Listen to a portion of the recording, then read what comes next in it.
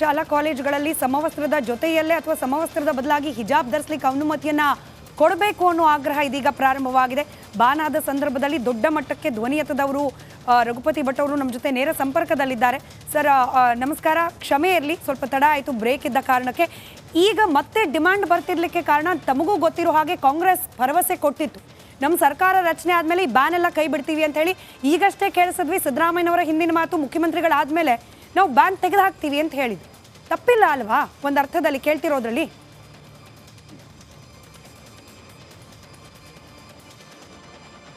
ಯಾರು ಇದು supreme court ಅಲ್ಲಿ ಇರೋದ್ರಿಂದ ಯಾವ ಸರ್ಕಾರವೂ ಇದರಲ್ಲಿ ಮಧ್ಯಪ್ರವೇಶ ಆಗ್ಲಿಕ್ಕೆ ಆಗಲ್ಲ. ಸಿದ್ದರಾಮಯ್ಯನ ಸರ್ಕಾರ ಆಗ್ಲಿ, ನಾಳೆ ಬಿಜೆಪಿ ಸರ್ಕಾರವೇ ಬರ್ಲಿ, ಇದು ಸುಪ್ರೀಂ, ಯಾಕಂದ್ರೆ ಹೈಕೋರ್ಟ್ ಅಲ್ಲಿ ಕ್ಲಿಯರ್ ಆದ ಡೈರೆಕ್ಷನ್ಸ್ ಬಂದಿದೆ. ಹಿಜಾಬ್ ಅಂದ್ರೆ ಯೂನಿಫಾರ್ಮ್ ಅನ್ನ ಫಾಲೋ ಅಪ್ ಮಾಡಬೇಕು. ಎಲ್ಲಿ ಯೂನಿಫಾರ್ಮ್, ಯಾವ ಕಾಲೇಜುಗಳಲ್ಲಿ ಯೂನಿಫಾರ್ಮ್ ಕಡ್ಡಾಯ ಇದೆ ಅಲ್ಲಿ ಹಿಜಾಬ್ ಅಥವಾ ಬೇರೆ ಯಾವುದೇ ಧಾರ್ಮಿಕ ಉಡುಪುಗಳನ್ನು ಹಾಕಬಾರ್ದು ಅಂತಿದೆ. ಸೊ ಅದರ ವಿರುದ್ಧ ಈ ಸಮುದಾಯದವರೇ ಸುಪ್ರೀಂ ಕೋರ್ಟಿಗೆ ಹೋಗಿದ್ದಾರೆ.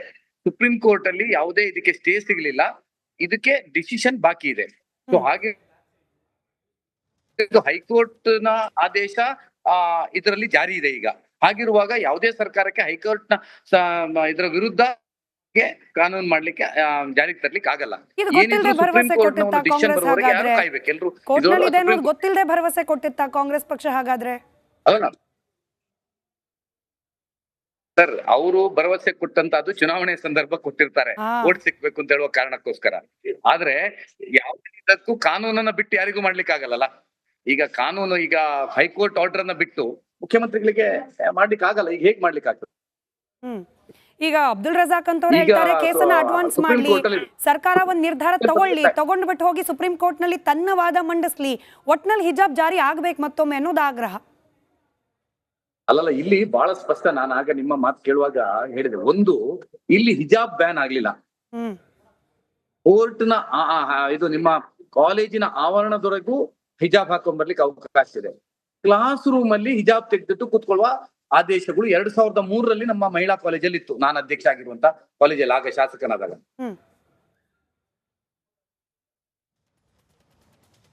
ಹಿಜಾಬ್ ತೆಗೆದಿಟ್ಟು ಕ್ಲಾಸ್ ರೂಮ್ ಅಲ್ಲಿ ಬಂದಿದ್ರು. All of the sudden December ಇಂದ ಕೆಲವು ಸಂಘಟನೆಗಳ ಒಂದು ಮಾರ್ಗದರ್ಶನದಲ್ಲಿ ಅವರು ನಮ್ಗೆ ಹಿಜಾಬ್ ಕ್ಲಾಸ್ ರೂಮ್ ಅಲ್ಲಿ ಬೇಕು ಅಂತ ಕೇಳಿದ್ದಾರೆ. ನಾವೇ ಹಿಜಾಬ್ ಅನ್ನ ಧಾರ್ಮಿಕ ಆಚರಣೆಗೆ ಬ್ಯಾನ್ ಮಾಡ್ಲಿಲ್ಲ. ಕ್ಲಾಸ್ ರೂಮ್ ಅಲ್ಲಿ ಯೂನಿಫಾರ್ಮ್ ಇರಬೇಕು ಅಂತ 2003ರಿಂದ ಲಿಖಿತವಾದಂತ ಒಂದು ನಿರ್ಣಯಗಳಿದೆ ಆ ಕಾಲೇಜಲ್ಲಿ.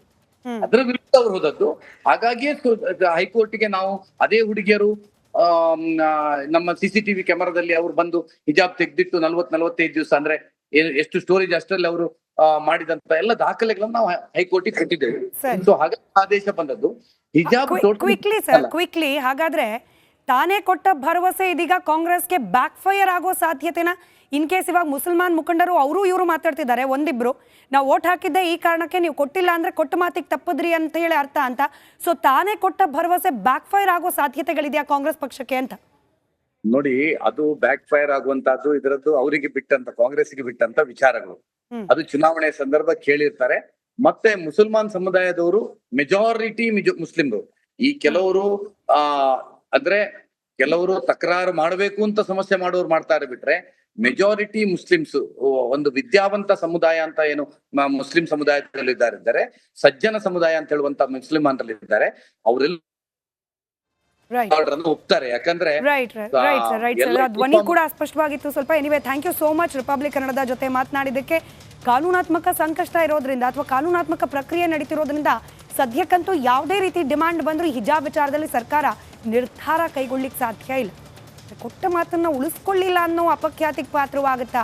ಕಾದ್ ನೋಡೋಣ. ಶಾಲಾ ಕಾಲೇಜುಗಳಲ್ಲಿ ಸಮವಸ್ತ್ರದ ಜೊತೆಯಲ್ಲೇ ಅಥವಾ ಸಮವಸ್ತ್ರದ ಬದಲಾಗಿ ಹಿಜಾಬ್ ಧರಿಸಲಿಕ್ಕೆ ಅನುಮತಿಯನ್ನ ಕೊಡಬೇಕು ಅನ್ನೋ ಆಗ್ರಹ ಇದೀಗ ಪ್ರಾರಂಭವಾಗಿದೆ. ಬಾನಾದ ಸಂದರ್ಭದಲ್ಲಿ ದೊಡ್ಡ ಮಟ್ಟಕ್ಕೆ ಧ್ವನಿ ಎತ್ತದವರು ರಘುಪತಿ ಭಟ್ ಅವರು ನಮ್ಮ ಜೊತೆ ನೇರ ಸಂಪರ್ಕದಲ್ಲಿದ್ದಾರೆ. ಸರ್ ನಮಸ್ಕಾರ, ಕ್ಷಮೆ ಇರಲಿ, ಸ್ವಲ್ಪ ತಡ ಆಯಿತು ಬ್ರೇಕ್ ಇದ್ದ ಕಾರಣಕ್ಕೆ. ಈಗ ಮತ್ತೆ ಡಿಮಾಂಡ್ ಬರ್ತಿರ್ಲಿಕ್ಕೆ ಕಾರಣ ತಮಗೂ ಗೊತ್ತಿರೋ ಹಾಗೆ ಕಾಂಗ್ರೆಸ್ ಭರವಸೆ ಕೊಟ್ಟಿತ್ತು, ನಮ್ಮ ಸರ್ಕಾರ ರಚನೆ ಆದಮೇಲೆ ಈ ಬ್ಯಾನ್ ಎಲ್ಲ ಕೈ ಬಿಡ್ತೀವಿ ಅಂತ ಹೇಳಿ. ಈಗಷ್ಟೇ ಕೇಳಿಸಿದ್ವಿ ಸಿದ್ದರಾಮಯ್ಯನವರ ಹಿಂದಿನ ಮಾತು, ಮುಖ್ಯಮಂತ್ರಿಗಳಾದ್ಮೇಲೆ ನಾವು ಬ್ಯಾನ್ ತೆಗೆದು ಹಾಕ್ತೀವಿ ಅಂತ ಹೇಳಿದ್ವಿ. ತಪ್ಪಿಲ್ಲ ಅಲ್ವಾ ಒಂದು ಅರ್ಥದಲ್ಲಿ ಕೇಳ್ತಿರೋದ್ರಲ್ಲಿ?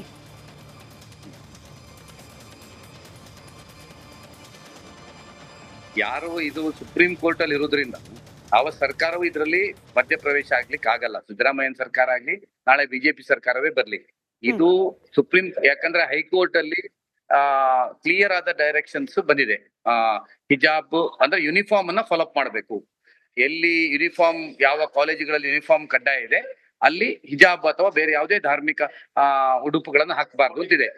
ಸೊ ಅದರ ವಿರುದ್ಧ ಈ ಸಮುದಾಯದವರೇ ಸುಪ್ರೀಂ ಕೋರ್ಟಿಗೆ ಹೋಗಿದ್ದಾರೆ. ಸುಪ್ರೀಂ ಕೋರ್ಟ್ ಅಲ್ಲಿ ಯಾವುದೇ ಇದಕ್ಕೆ ಸ್ಟೇ ಸಿಗ್ಲಿಲ್ಲ, ಇದಕ್ಕೆ ಡಿಸಿಷನ್ ಬಾಕಿ ಇದೆ. ಸೊ ಹಾಗೆ ಹೈಕೋರ್ಟ್ ನ ಆದೇಶ ಇದರಲ್ಲಿ ಜಾರಿ ಇದೆ ಈಗ. ಹಾಗಿರುವಾಗ ಯಾವುದೇ ಸರ್ಕಾರಕ್ಕೆ ಹೈಕೋರ್ಟ್ ನ ಇದರ ವಿರುದ್ಧ ಕಾನೂನು ಮಾಡ್ಲಿಕ್ಕೆ ಜಾರಿಗೆ ತರ್ಲಿಕ್ಕೆ ಆಗಲ್ಲ. ಗೊತ್ತಿಲ್ಲದೆ ಭರವಸೆ ಕೊಟ್ಟಿತ್ತ ಕಾಂಗ್ರೆಸ್ ಪಕ್ಷ ಹಾಗಾದ್ರೆ?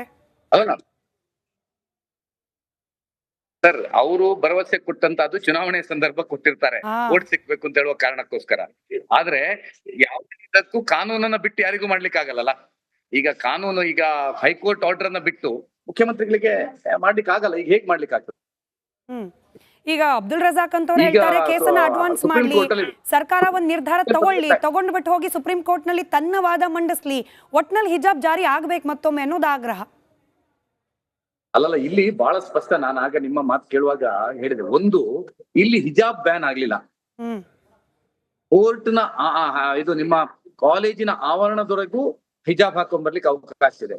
ಕ್ಲಾಸ್ ರೂಮ್ ಅಲ್ಲಿ ಹಿಜಾಬ್ ತೆಗೆದಿಟ್ಟು ಕೂತ್ಕೊಳ್ಳುವ ಆದೇಶಗಳು 2003ರಲ್ಲಿ ನಮ್ಮ ಮಹಿಳಾ ಕಾಲೇಜಲ್ಲಿ ಇತ್ತು. ನಾನು ಅಧ್ಯಕ್ಷ ಆಗಿರುವಂತ ಕಾಲೇಜಲ್ಲಿ ಆಗ ಶಾಸಕನಾದಾಗ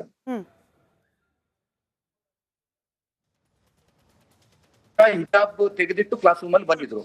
all of the sudden December ಇಂದ ಕೆಲವು ಸಂಘಟನೆಗಳ ಒಂದು ಮಾರ್ಗದರ್ಶನದಲ್ಲಿ ಅವರು ನಮ್ಗೆ ಹಿಜಾಬ್ ಕ್ಲಾಸ್ ರೂಮ್ ಅಲ್ಲಿ ಬೇಕು ಅಂತ ಕೇಳಿದ್ದಾರೆ. ನಾವೇ ಹಿಜಾಬ್ ಅನ್ನ ಧಾರ್ಮಿಕ ಆಚರಣೆಗೆ ಬ್ಯಾನ್ ಮಾಡ್ಲಿಲ್ಲ. ಕ್ಲಾಸ್ ರೂಮ್ ಅಲ್ಲಿ ಯೂನಿಫಾರ್ಮ್ ಇರಬೇಕು ಅಂತ 2003ರಿಂದ ಲಿಖಿತವಾದಂತ ಒಂದು ನಿರ್ಣಯಗಳಿದೆ ಆ ಕಾಲೇಜಲ್ಲಿ. ಅದರ ವಿರುದ್ಧ ಅವರು ಹೋದದ್ದು. ಹಾಗಾಗಿಯೇ ಹೈಕೋರ್ಟ್ಗೆ ನಾವು ಅದೇ ಹುಡುಗಿಯರು ನಮ್ಮ CCTV ಕ್ಯಾಮರಾದಲ್ಲಿ ಅವರು ಬಂದು ಹಿಜಾಬ್ ತೆಗೆದಿಟ್ಟು 40-45 ದಿವಸ ಅಂದ್ರೆ ಎಷ್ಟು ಸ್ಟೋರೇಜ್ ಅಷ್ಟರಲ್ಲಿ ಅವರು ಮಾಡಿದಂತ ಎಲ್ಲ ದಾಖಲೆಗಳನ್ನ ನಾವು ಹೈಕೋರ್ಟಿಗೆ ಕೊಟ್ಟಿದ್ದೇವೆ. ಸೊ ಹಾಗಾಗಿ ಆದೇಶ ಬಂದದ್ದು ಹಿಜಾಬ್ ಕ್ವಿಕ್ಲಿ. ಹಾಗಾದ್ರೆ ತಾನೇ ಕೊಟ್ಟ ಭರವಸೆ ಇದೀಗ ಕಾಂಗ್ರೆಸ್ಗೆ ಬ್ಯಾಕ್ ಫೈರ್ ಆಗೋ ಸಾಧ್ಯತೆನ, ಇನ್ ಕೇಸ್ ಇವಾಗ ಮುಸಲ್ಮಾನ್ ಮುಖಂಡರು ಅವರು ಇವರು ಮಾತಾಡ್ತಿದ್ದಾರೆ, ಒಂದಿಬ್ರು ನಾವು ಓಟ್ ಹಾಕಿದ್ದೆ ಈ ಕಾರಣಕ್ಕೆ, ನೀವು ಕೊಟ್ಟಿಲ್ಲ ಅಂದ್ರೆ ಕೊಟ್ಟ ಮಾತಿಗೆ ತಪ್ಪದ್ರಿ ಅಂತ ಹೇಳಿ ಅರ್ಥ ಅಂತ. ಸೊ ತಾನೇ ಕೊಟ್ಟ ಭರವಸೆ ಬ್ಯಾಕ್ ಫೈರ್ ಆಗೋ ಸಾಧ್ಯತೆಗಳಿದೆಯಾ ಕಾಂಗ್ರೆಸ್ ಪಕ್ಷಕ್ಕೆ ಅಂತ? ನೋಡಿ, ಅದು ಬ್ಯಾಕ್ ಫೈರ್ ಆಗುವಂತದ್ದು ಇದರದ್ದು ಅವರಿಗೆ ಬಿಟ್ಟಂತ, ಕಾಂಗ್ರೆಸ್ಗೆ ಬಿಟ್ಟಂತ ವಿಚಾರಗಳು. ಅದು ಚುನಾವಣೆ ಸಂದರ್ಭ ಕೇಳಿರ್ತಾರೆ. ಮತ್ತೆ ಮುಸಲ್ಮಾನ್ ಸಮುದಾಯದವರು ಮೆಜಾರಿಟಿ ಮುಸ್ಲಿಮ್ರು. ಈ ಕೆಲವರು ಅಂದ್ರೆ ಕೆಲವರು ತಕರಾರು ಮಾಡಬೇಕು ಅಂತ ಸಮಸ್ಯೆ ಮಾಡೋರು ಮಾಡ್ತಾರೆ ಬಿಟ್ರೆ, ಮೆಜಾರಿಟಿ ಮುಸ್ಲಿಮ್ಸ್ ಒಂದು ವಿದ್ಯಾವಂತ ಸಮುದಾಯ ಅಂತ ಏನು ಮುಸ್ಲಿಂ ಸಮುದಾಯದಲ್ಲಿ ಇದ್ದಾರೆ, ಸಜ್ಜನ ಸಮುದಾಯ ಅಂತ ಹೇಳುವಂತ ಮುಸ್ಲಿಮಾನರಲ್ಲಿ ಇದ್ದಾರೆ, ಅವರೆಲ್ಲ ಒಪ್ತಾರೆ. ಯಾಕಂದ್ರೆ ಧ್ವನಿ ಕೂಡ ಸ್ಪಷ್ಟವಾಗಿತ್ತು ಸ್ವಲ್ಪ. Anyway, thank you so much republic ಕನ್ನಡದ ಜೊತೆ ಮಾತನಾಡಿದ್ದಕ್ಕೆ. ಕಾನೂನಾತ್ಮಕ ಸಂಕಷ್ಟ ಇರೋದ್ರಿಂದ ಅಥವಾ ಕಾನೂನಾತ್ಮಕ ಪ್ರಕ್ರಿಯೆ ನಡೀತಿರೋದ್ರಿಂದ ಸದ್ಯಕ್ಕಂತೂ ಯಾವುದೇ ರೀತಿ ಡಿಮಾಂಡ್ ಬಂದರೂ ಹಿಜಾಬ್ ವಿಚಾರದಲ್ಲಿ ಸರ್ಕಾರ ನಿರ್ಧಾರ ಕೈಗೊಳ್ಳಿಕ್ಕೆ ಸಾಧ್ಯ ಇಲ್ಲ. ಕೊಟ್ಟ ಮಾತನ್ನ ಉಳಿಸ್ಕೊಳ್ಳಿಲ್ಲ ಅನ್ನೋ ಅಪಖ್ಯಾತಿಗೆ ಪಾತ್ರವಾಗುತ್ತಾ ಕಾದ್ ನೋಡೋಣ.